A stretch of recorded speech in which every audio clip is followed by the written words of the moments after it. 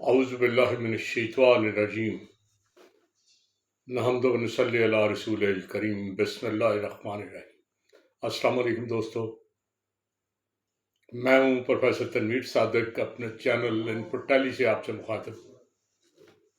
کل میں نے آپ سے مغل ڈائناسٹی، مغل شاہیت جو تھی اس کے بارے میں بات کرتے ہوئے اکبر کا تھوڑا سا ذکر کیا تھا۔ کبھی کبھی میں تعلیم کے بارے میں جب بات کروں تو عام طور پہ کہتا ہوں کہ تعلیم اور لٹریسی بڑی ڈفرینٹ چیزیں ہیں۔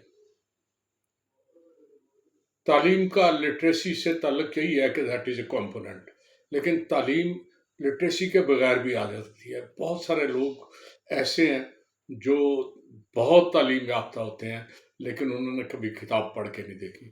ایسا ہی حال اکبر کا تھا۔ اکبر کتاب پڑھنے یا کچھ لکھنے سے اوائڈ کرتا تھا۔ وہ جیسے کہتے ہیں نا کام چور ہونا، وہ پڑھنے لکھنے کا چور تھا۔ اس نے کبھی کتاب کی شکل نہیں دیکھی تھی، لیکن اس کا عقل، اس کی فہم، اس کا بیٹھنا اٹھنا جن لوگوں میں تھا، انہوں نے اتنا شعور دیا کہ اس نے اس ملک پر بڑی خوبصورتی سے حکومت کی۔ کہتے ہیں ہندوستان میں جو ہندو بات کرتے ہیں کہ اشوکا کا دور بہترین دور تھا۔ اشوکا کے دور میں ہندوستان میں جو اس کی سلطنت تھی نا، وہ 2.5 ملین مربع میل پر مشتمل تھی، لیکن جو اکبر کی سلطنت تھی وہ 2.5 کی بجائے 3 ملین مربع میل پر مشتمل تھی۔ اشوکا سے بھی بڑی سلطنت تھی، اور اس کی بڑی وجہ بڑی سمپل تھی۔ ایک تو اس کے پاس بڑی فوج تھی۔ دنیا میں سب سے بڑی بات جو ہوتی ہے نا، ڈر ہوتا ہے لوگوں کو۔ آپ کسی کو کہیں کہ میں تمہیں ماروں گا، اسے مارنا شروع کر دیں گے تو اس کا ڈر ختم ہو جائے گا۔ صرف اسے ڈرا دینا تو وہ آپ سے اوائڈ کرے گا، آپ کے سامنے نہیں آئے گا۔ بابر نے بھی یہی کیا۔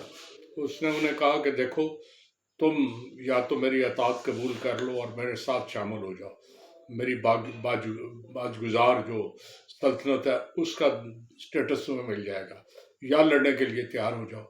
اور صلح کی ایک ہی اس کی شرط ہوتی تھی کہ کسی کی بیوی، کسی کی بہن، کسی کی بیٹی، کسی کی کوئی عزیزہ جو اسے پتہ ہوتا تھا کہ بڑی خوبصورت ہے، اس نے بعضوں کی ایسی عورتوں کو جنہیں طلاق دلا کے اس نے شادی کی ہے، ایسا بھی اس کی فہرست میں لڑکیاں ہیں، لیکن وہ کر جاتا تھا۔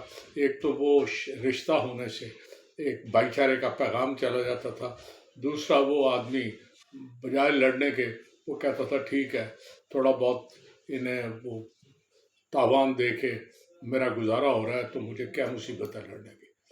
چنانچہ اکبر نے حکمت سے حکومت کی ہے، اس میں مذہبی رواداری کا پیغام دیا۔ وہ اس میں مسلمانوں والی بات تو بس ایسے ہی تھی۔ وہ جو کہتے ہیں اس نے ایک دین بنایا، پہلے شروع میں بڑا دیانتدار قسم کا مذہبی تھا، بعد میں اس کے ارد گرد جو لوگ تھے انہوں نے اسے کیا۔ یہ ایک لمبی داستان ہے، پھر کسی دن اس پہ کوئی نہ کوئی ڈسکشن کروں گا۔ لیکن اکبر نے جتنی فہم و فراست سے اپنا ملک چلایا نا، آپ اسے مان نہیں سکتے کہ کیا یہ اکبر ہی تھا جو بالکل ان پڑھ تھا۔ یہ کہ آپ کو شاید پتہ نہ ہو، شیر شاہ سوری کے دور میں ایک شخص تھا ٹوڈومل۔ ٹوڈومل کو شیر شاہ سوری نے کہا تھا کہ یہ ریونیو کا سسٹم ڈیولپ کرے۔ ان دا مین ٹائم شیر شاہ سوری مر گیا، وہ وزیر اکبر نے بھی ہائر کر لیا۔ چنانچہ اس نے جو نظام شروع کیا تھا، پٹوار کا نظام، ریونیو کا نظام، وہ اس نے کمپلیٹ کیا۔ وہ اتنا کامیاب نظام ہے کہ آج بھی بر صغیر میں ٹوڈومل کا یا اکبر کے وقت کا نظام جو ہے نا، اسی پہ سارا نظام چل رہا ہے۔ ہمارے جتنے یہ پٹواری کلچر کے لوگ ہیں نا، یہ اسی کے سہارے حکومتیں چلا رہے ہیں، اور وہ حکومت جو ہے وہ جو فہم ہے، جو عقل ہے، وہ اکبر ہی کی دی ہوئی ہے۔ اکبر آج بھی ایک کامیاب پٹواری سمجھا جاتا ہے، اور یہ جو اس کی نئی نسل جو اکبر کی اولاد تو نہیں، اولاد نما ہی ہے۔ اکبر بھی لوہاری تھا بیسیکلی، تو آج کل جو ہے وہ بھی لوہاری ہیں جو اس وقت اقتدار میں ہے۔ چنانچہ یہ پٹوار نظام یہ انہی کے سہارے چلا آ رہا ہے اور انہیں سہارا دیتا آ رہا ہے، آج بھی یہ اسی کے دل دادا ہے۔ اچھا، اکبر کا دادا جو بابر، اس نے اس ملک میں ابتدا کی تھی اپنی حکومت کی۔ لوگوں کا خیال ہے کہ بابر فاتح تھا اور بڑا جنگجو تھا، اکبر بڑا سینسیبل آدمی تھا، وہ سوشل آدمی تھا، وہ لوگوں میں اٹھتا بیٹھتا ملتا جلتا تھا، پہلوانی کرتا تھا، بڑا اچھا رائٹر تھا۔ اس کی ایک کتاب بابر نامہ، میرے پاس اس کی اتفاق سے 2 کاپیاں پڑی ہوئی ہیں یہاں کہیں، تو وہ بابر نامہ اس نے کتاب لکھی جو اس نے اپنی سوانے کے بارے میں ہے۔ تو بابر انتہائی خوبصورت رائٹر تھا، انتہائی اچھا انسان تھا، اور پہلوانی بھی کرتا تھا، اور 2 آدمیوں کو بغل میں داب کے باغ بھی لیتا تھا۔ تو بابر کے بارے میں یہ کہنا کہ وہ صرف نہیں، لیکن اس کی باقی نسلیں جو آئی ہیں نا، وہ شاید سوشل اتنی نہیں تھی۔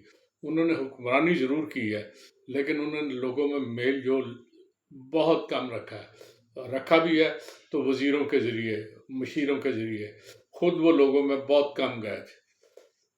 مغلیہ دور کی سب سے اچھی بات یہ ہے کہ مغلوں کی جو سینس ہے نا، آرٹسٹک سینس، وہ بہت اچھی تھی۔ آپ بابر ہو، ہمایوں ہو، اس کے بعد اکبر ہو، پھر جہانگیر ہو، شاہجہان ہو یا اورنگزیب ہو، ان سب نے ایسی خوبصورت عمارتیں بنائی ہیں، ایسے خوبصورت نقش و نگار ان پہ ڈیولپ کیے ہیں، ان کے نقشے، ان کا انداز اتنا خوبصورت ہے کہ وہ عمارتیں آج بھی دیکھ لیں نا تو ان کی عظمت کے گن گا رہی ہوتی ہیں۔ بر صغیر کا سب سے زیادہ جو یہ جو آرکیٹیکٹ کا کلچر دیا گیا نا، یہ مغلوں کا دیا ہوا ہے۔ آج بھی مغلوں کی عمارتیں اپنے حسن میں، بے پناہ حسن میں اپنا جواب نہیں رکھتی، وہ بہترین عمارتیں ہیں اور بہترین شاندار ہے۔ مغلوں کا اور بھی کام میں کسی وقت ڈسکس کروں گا، ایک لمبا کام ہے جو شاید ایک آدھ نشست میں بیان نہیں کیا جا سکتا، لیکن مغلوں کا یہ احسان ہے اس ملک پر کہ آج جو کچھ آپ کو نظر آ رہا ہے، جو یادگاریں نظر آ رہی ہیں، جو بڑی بڑی بلڈنگیں نظر آ رہی ہیں، اور جو شاندار کام ہے، تاج محل جیسے کام، یہ کام عام آدمی نہیں کر سکتا، یہ انہی لوگوں کا کام تھا۔ لیکن یہ خامی ان میں بہرحال تھی کہ بیویاں ایک ایک نہیں کئی کئی ہوتی تھیں، اور جن کی ایک بیوی نہیں تھی وہ بس، وہ جو ایک آدھ تھی اس کا بھی برا حال تھا۔ تو آج میں یہ تھوڑا سا مغلوں کے بارے میں بات کر رہا تھا، انشاءاللہ کل کچھ مزید کسی نہ کسی حوالے سے بات ہوگی۔ اجازت چاہتا ہوں، اللہ حافظ۔